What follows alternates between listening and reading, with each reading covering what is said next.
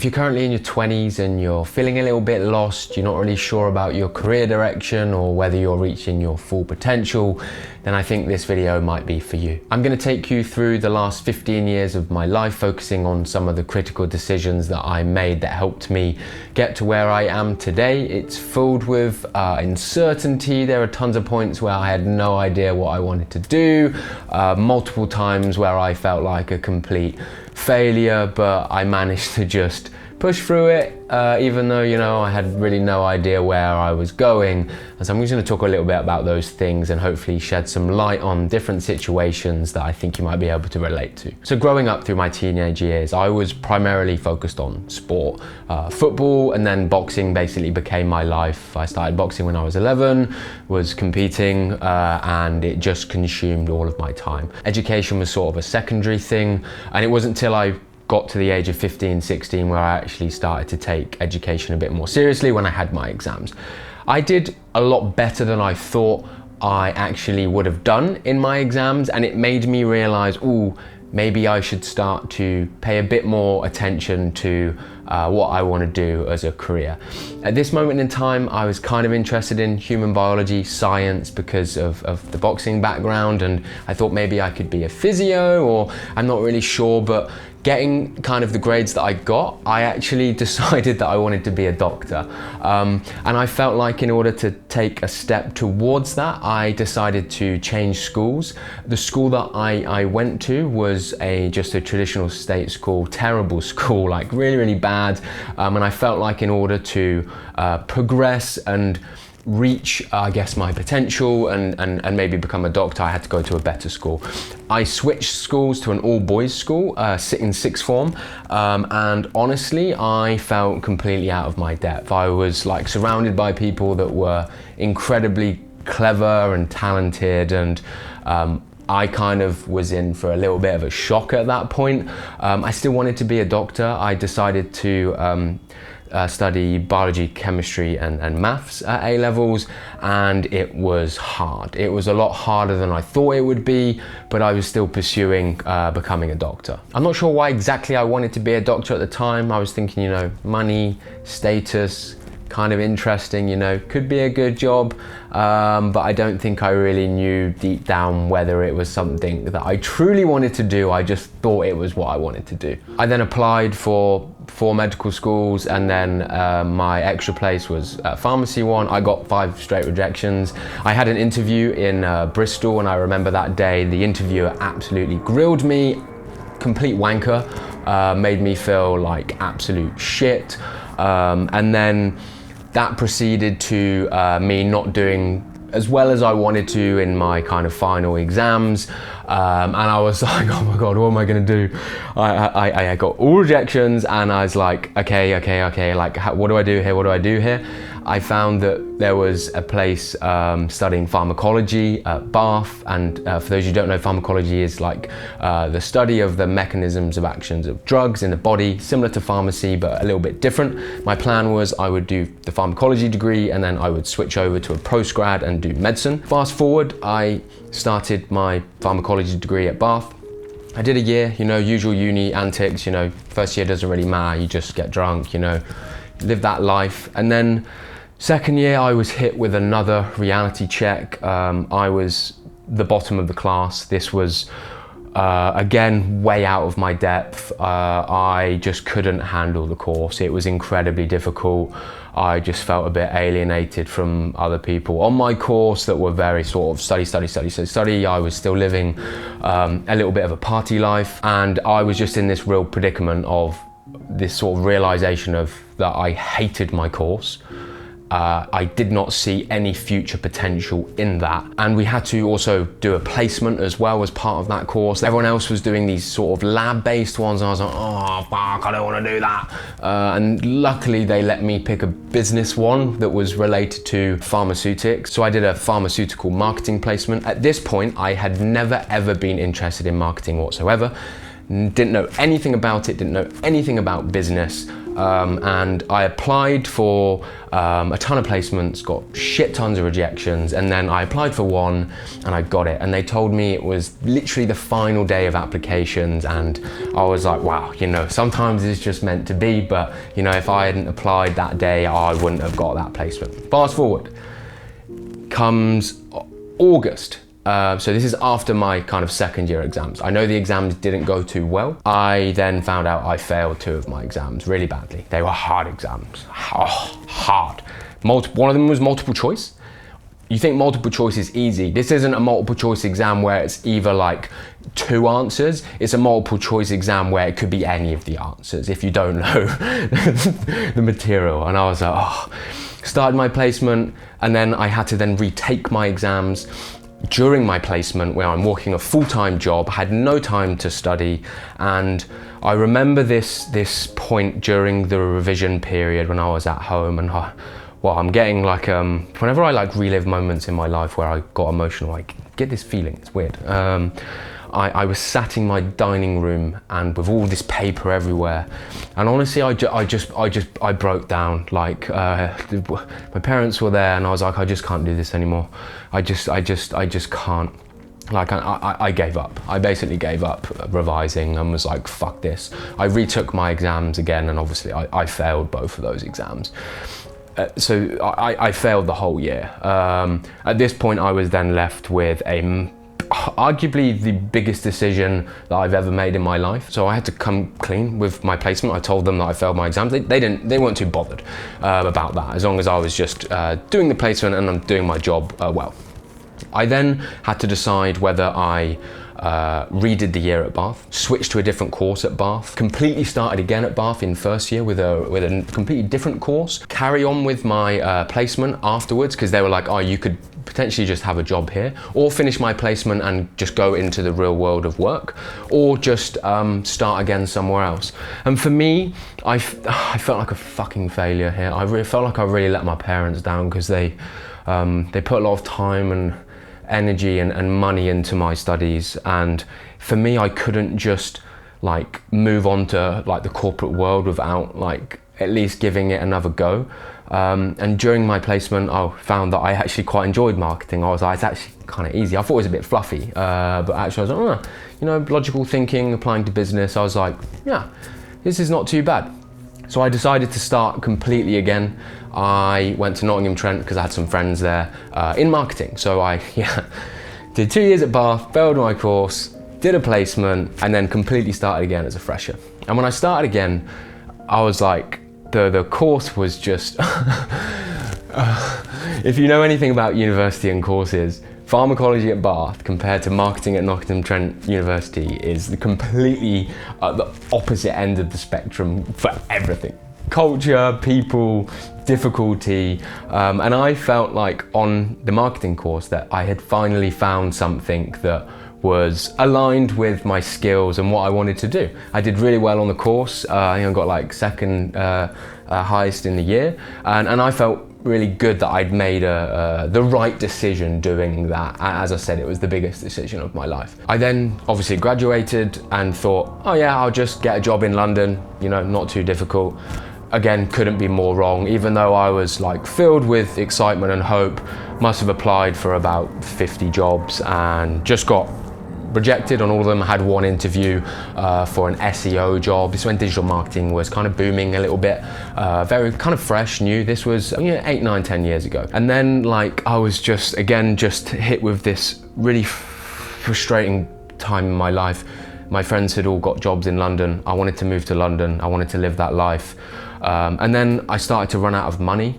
And I had to get a job, and I worked in a flour factory for like 3 months. I was fucking packing flour in a bag, the most monotonous job I have ever come across in my life. I feel sorry for the people that are doing that as their day to day. I sat at the end of a conveyor belt and I was just fucking putting bags of flour into a box. Like the job varied a little bit, and I was packing different bags of flour, you know, but oh my God, it was horrible. It was horrible. And then during this period, I kind of had to make the decision, right, I've got to stop applying for jobs in London and I need to look for a job locally because they're just easier to get. I managed to find one just outside of Oxford. It was like a display advertising role for a healthcare company. So I had a little bit of healthcare background, helped me get the job. And within a couple of weeks, I realized I fucking hated it. I was like, this corporate life is not for me. I'm doing a job that I don't enjoy. I'm like, I don't want to do this forever. Like, how do I do what I actually want to do? And it was at this point where I realized that the only way I was going to be able to do what I wanted to do was if I started to, I guess, explore things in my spare time. And so I was building websites, I was learning a little bit more about SEO, a bit more about social media, and just spending my mornings and evenings just upskilling myself, hoping that one day that would pay off in some way, maybe with a new job that was slightly different than what I was doing. Nothing really materialized, but after a year and a half in my job, I got very fortunate. My manager, Katie, was a great manager. She gave me a lot of responsibility, and I was doing stuff that was way beyond my experience. And I'm truly grateful for that because it then allowed me to get a job at Twitch. I saw the opening and I ticked every box apart from the experience. Twitch was my dream job, like not the job itself, but like the company. I really wanted to work for Twitch. I was like, oh my God, the interview process went on for about 2 or 3 months. I had 5 interviews, hard interviews, because Twitch are owned by Amazon. They go through all these silly, like just interview processes, and eventually got the job. Then once I started the job, I obviously went through that sort of little honeymoon period, really enjoying being in the culture, but then the realization hit in again that, you know, I'm doing ads again. I'm running video ads on the platform. Again, a little bit similar to what I was doing before, but slightly different. But fundamentally, I didn't enjoy it. It was operations, and I hated it. I was still exploring sort of like the things on the side, starting to make more content, started to enjoy making content. That was kind of my creative like escapism from my role. And what I realized in my job at Twitch was, when you go into corporate and you kind of take your first job in a certain thing and then you essentially progress and get a better job in that same thing, it becomes increasingly difficult to then pivot out of that niche or industry or job that you're in. Because if you apply for something different in another company, you haven't got the experience. But I realized that actually it's not too difficult to move internally. It's far easier to, I guess, speak to someone about another job in a slightly different area within the company you're in and them take you on, because there's already a level of trust, and companies like basically retaining talent as long as you're doing a good job in your current job and the manager gives you a good word. I found a job in Twitch. It was in the content team. I was like, this is it. My plan, I hadn't said, but my plan had been to, when I realized this about 6 months in, was to try and switch internally at Twitch because I wanted to stay there. I spoke to the hiring manager, we had a good chat.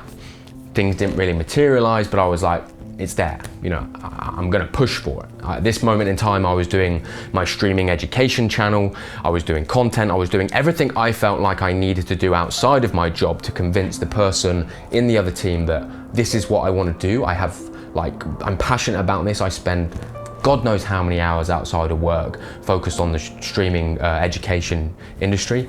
And then unfortunately, Amazon, Twitch, they put all of their jobs on hold. All of the jobs on hold, and I was like, oh, literally the job had come up that I really wanted and they put it on hold. It was so fucking annoying. I felt like I was back to square one again. And I was like, oh, it was a bit of a shitty, depressing time for me, because I then realized I've just got to continue doing the job that I didn't want to do. At this point then, content creation on the side was starting to pick up. I was starting to have success on my TikTok account, and I then began starting to make money. And then fast forward kind of 6 months later, I was in a position where I could quit my job and become a full-time content creator. But at no point in kind of the last 12, 13 years before that had I ever considered being a full-time content creator. As I said before, I was science, then pivoted to marketing, then unfortunately went into ad operations, which was the not so fun part of marketing. And then I started content creation kind of because I wasn't enjoying that. And then it just led me to where I am today. And like, I just want people to understand that, you know, it's okay if you're feeling like you're not on the right path or you're not enjoying what you're doing. There's so many people that I know feel like that, and it's shit. It's really shit. The unfortunate thing about life is that most people have to work jobs that they don't enjoy, that don't fulfill them. And I just didn't really want to be one of those people. That's kind of what filled the fire inside of me. I didn't want to be somebody that spent the next 5 or 10 years working my way up to middle management in an area that I didn't enjoy, and then ultimately have more stress, more pressure, more responsibility, and I'm like, why the fuck am I doing this? And the thing is, nobody cares. Nobody cares if you don't like your job. Everybody's got their own problems. It's down to you to solve your own problems when it comes to your career and your desires. And the only thing that I really can recommend is to spend your spare time exploring what you're passionate about. If you don't like anything about your job, the only way you're going to get out of that is by spending your free time trying to find where you think your skills and your personality and your experience are all going to combine together, and you're going to find this thing that allows you to reach your full potential. But this is going to take time. It's not going to happen overnight. As you can see from my journey, it took a very long time for me to figure out what I felt like were my skills, like combined together with different things to, I guess, give me advantage over other people. Because the thing is, when you go into corporate work, you know, you might like have done great in school, great in university, and then you're kind of in the bigger world with everybody else, and you're not as good as you kind of thought you were. And then your job is to figure out, what am I actually really good at compared to everybody else? Adults with experience, right? This is, you know, it's a competitive space, the corporate world, right? Nobody's doing you any favors. I mean, unless you know people, but you know, you got to fend for yourself, and you've got to push yourself to get you where you want. But if you don't, you might end up living a life of regret. And that's the one thing that scared me the most. I didn't want to regret living a life where I didn't at least try to find and explore what I felt like was my, I'll say destiny, because I'm not into that wishy-washy shit, but we'll go with it. My destiny, right? The thing that I was put on the earth to do. I don't think I'm doing that right now, but the most important thing is I'm happy with what I'm doing right now, and I'm enjoying it, and I love it, and it doesn't feel like work, and I work so much. Well, I say it doesn't feel like work, but I'm like, I spend so much time on content creation because I love it. There's nothing that I would rather do in the world, and at times it stresses me out. At times I'm like, but fundamentally I'm feeling completely fulfilled with where I am in life. There's obviously some problems in certain areas that I'd like to improve, and you know, I'm not the best human being in the world. I certainly need to work on my soft skills and my people skills. But one thing I can tell you is that when you find your path and you find what you feel like you're meant to do, all of those hours and all of those sacrifices that you made getting there, all of those periods where there was uncertainty and you didn't know whether it was worth it, it becomes worth it.